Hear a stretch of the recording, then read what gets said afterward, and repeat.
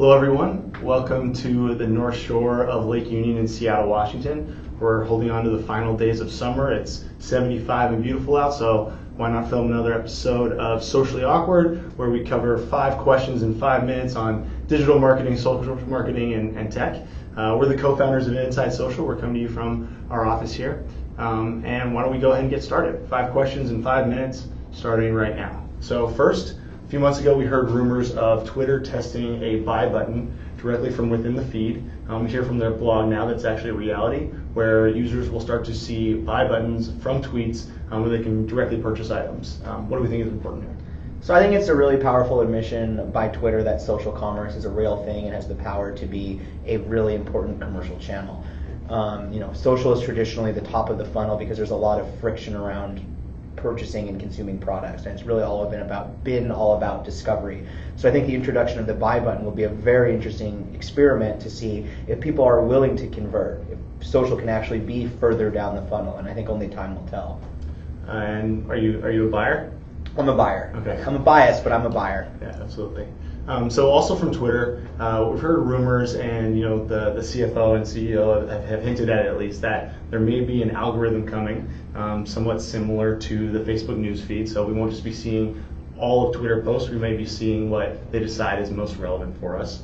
Maybe this will be the main feed. Maybe it will just be like sort of an activity stream that you can navigate to. But what do you think is key there?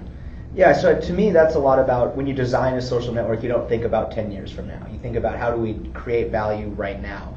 And when Twitter first started, there were less users, less posts, less content, and all of those things have grown exponentially.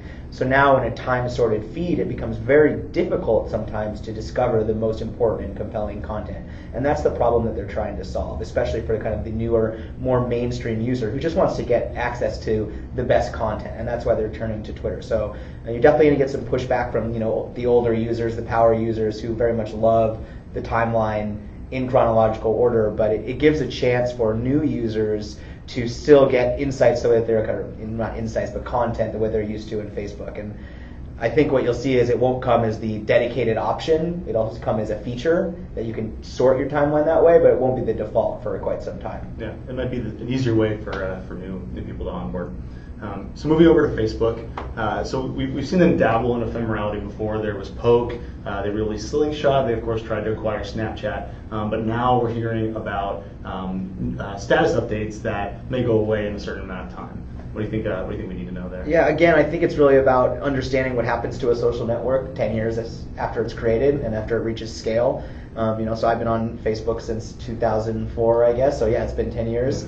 And there are things that I put on Facebook then that I certainly wouldn't put on there now, and I'm a very different person now than I was 10 years ago. So it's them acknowledging and understanding that some of the things that you share about yourself are really germane in that moment, and sometimes they're germane for the next 6 months or a year of your life when you still are feeling that way.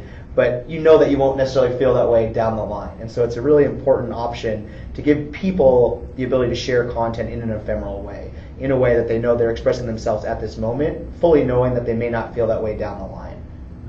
So sticking with Facebook, last time we talked about the Ice Bucket Challenge and the power of video on the platform. But we're hearing now about a concerted effort by Facebook to bring YouTube content creators more to their platform. Is this about monetization, or is there something else going on? It's really about ad dollars. So digital video is the easiest way to pull from TV budgets, which is still the biggest advertising budget that exists, right? And Facebook knows that when people are watching YouTube videos in the stream, Google's monetizing, not Facebook. And they want those ad dollars. So their goal in order to get those is to bring the content creators to Facebook, to say, here's a place where you can build a community, which brands have already done very successfully, but for content creators, you can do the same.